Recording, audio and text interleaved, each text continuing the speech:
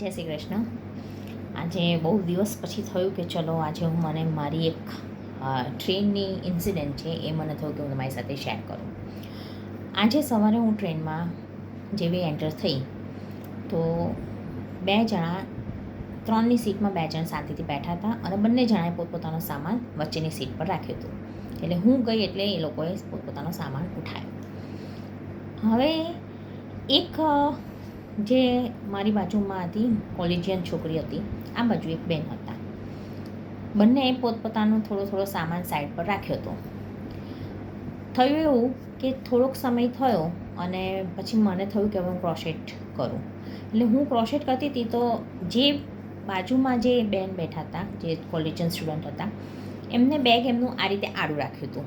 હવે આડું રાખ્યું એટલે એનો આ બેગનો થોડોક ભાગ જે મારા પગ ઉપર રહેતો હતો એટલે મને નડ્યો. એટલે મેં એમને એવું કહ્યું કે તમે બેગ સીધું કરી દો.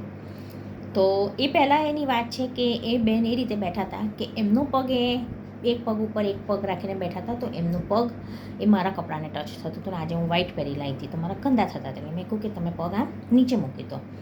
નીચે મૂક્યું, ફેસીસ થોડાક બનાવ્યા પણ મેં ઇગ્નોર કર્યું.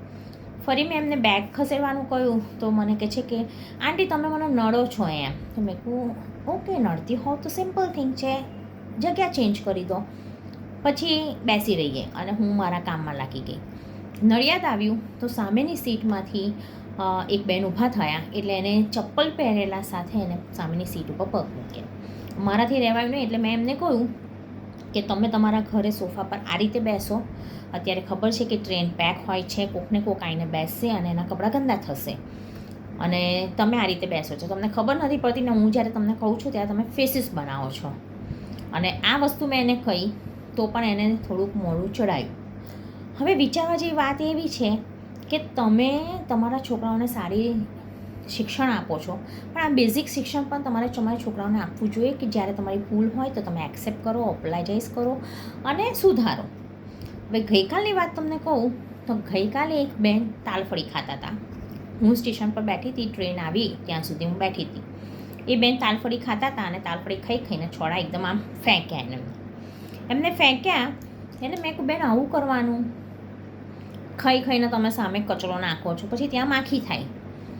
એ બેન ભણેલા નહોતા, એ બેન પૈસાદાર નહોતા, પણ તરત જ એ બેને સ્માઇલ કર્યું અને મને કહ્યું કે હા હવે નહીં નાખવું એમ. તો તમે વિચારો કે આ 2 જણમાં કોણ વધારે ઇન્ટેલિજન્ટ છે, કોણ વધારે સોફિસ્ટિકેટેડ છે, કોણ વધારે સમાજ માટે ઉપયોગી છે. તો તમારા દીકરા દીકરીને જ્યારે પણ એ લોકો કોલેજમાં જાય, એક પોતાનું સેફ ઝોન હોય છે. જ્યારે સ્કૂલમાં ભણતા હોય છે ત્યારે સ્કૂલ બસમાં જતા હોય છે એટલે આવી બધી ફેસીસ નથી કરવી પડતી, ચેલેન્જીસ. પણ તમે જ્યારે કોઈ રેસ્ટોરન્ટમાં જાઓ તો તમે રેસ્ટોરન્ટમાં એ રીતે પગ મૂકીને બેસો. તો જ્યારે તમે પબ્લિક ટ્રાન્સપોર્ટ યુઝ કરો છો તો પછી તમે એને પોતાની પ્રોપર્ટી સમજીને યુઝ કરો અને ગંદકી ના કરો. અને જ્યારે તમને કોઈ વડીલ તમને ટોકે છે તો એ તમારા સારા માટે હોય છે. જો એ તમે એક્સેપ્ટ કરી લેશો અને એ સમજશો તો લાઈફ તમારી બેટર રહેશે. કારણ કે અમે પણ મોટા થયા છીએ તો અમે મોટાની વાતો સાંભળી એને જીવનમાં અમલ કરી અને અમે મોટા થયા છીએ.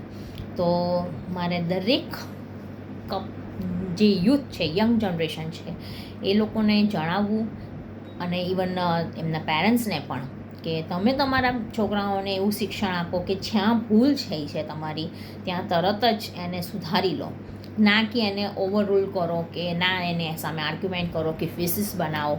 કારણ કે એ તમે તમારા છોકરાઓને સારું શિક્ષણ નથી આપતા.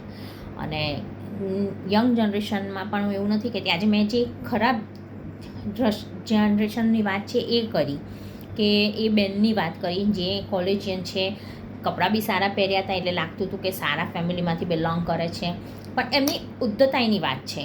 પણ એની સામે બીજી છોકરીઓ પણ જે હોય છે, ઘણી વખત હું કહું તો એ લોકો તરત હા કહી દે. ઘણી વખત એ લોકો પોતાની પાસે કોઈ નેપકિન હોય, ટિશ્યુ પેપર હોય એનાથી લૂસી પણ કાઢે. એવા પણ ઇન્સિડન્સીસ છે. પણ તમે બેને કમ્પેર કરો, ગઈકાલનો ઇન્સિડન્ટ અને આજનો ઇન્સિડન્ટ.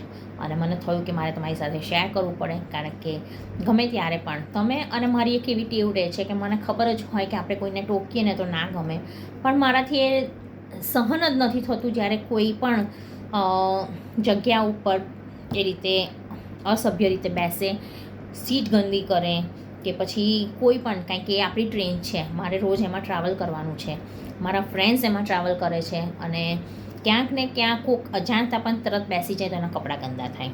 અને આપણને બધાને ખબર હોય છે કે આપણા કપડાંને આપણે બહુ સારી રીતે ધોયા હોય છે, ઇસ્ત્રી કરાયા હોય છે, અને પછી ગંદા થાય એ કોઈને પણ ના ગમે, હું હોઉં કે તમે હોવ. તો આ હું ઈચ્છીશ કે દરેક પેરેન્ટ્સ પોતાના છોકરાઓને આવું શિક્ષણ આપે. અને તમે પણ ગમે ત્યારે ટ્રાવેલ કરતા હોવ અને તમે જે નેક્સ્ટ જનરેશન છે કે ઇવન આપણા જેટલા એજના લોકો બી હોય તો એમને તમે ટોકો જો કંઈ ગંદકી કરતા હોય તો. મને યાદ છે કે કોરોના પછી જ્યારે હું મેમુમાં આવી ત્યારે મેમુ અમારી ચેન્જ થઈ ગઈ હતી, અને એક બેને થૂક્યા એમ ટ્રેનમાંથી, ગંદી કરી ટ્રેન, અને લિટરલી મારો પિત્તો ગયો, અને મેં કહ્યું બેન આવું ગંદકી કરવાની, ચલો સાફ કરો એને. એ બેન એમને બેગમાંથી કંઈ પણ નેપકિન કે કશું કાઢ્યું અને પછી બારી જ્યાં ગંદુ કર્યું હતું ત્યાં એમને સાફ કરી. તો એ જ છે, તમે ભૂલ કરી છે એને એક્સેપ્ટ કરો, એને સુધારો, ના કે તમે આર્ગ્યુ કરો કે ના પછી તમે ફેસીસ બનાવો. કારણ કે ફાઇનલી આપણે જે દેશમાં રહીએ છીએ એ દેશની જે પ્રોપર્ટી છે, આપણી પ્રોપર્ટી સમજીને એનું જતન કરો. અને જો તમે આ શીખી જશો તો તમે જીવનમાં ક્યાંય પાછા નહીં પડો. Thank you. જય શ્રી કૃષ્ણ. Good day.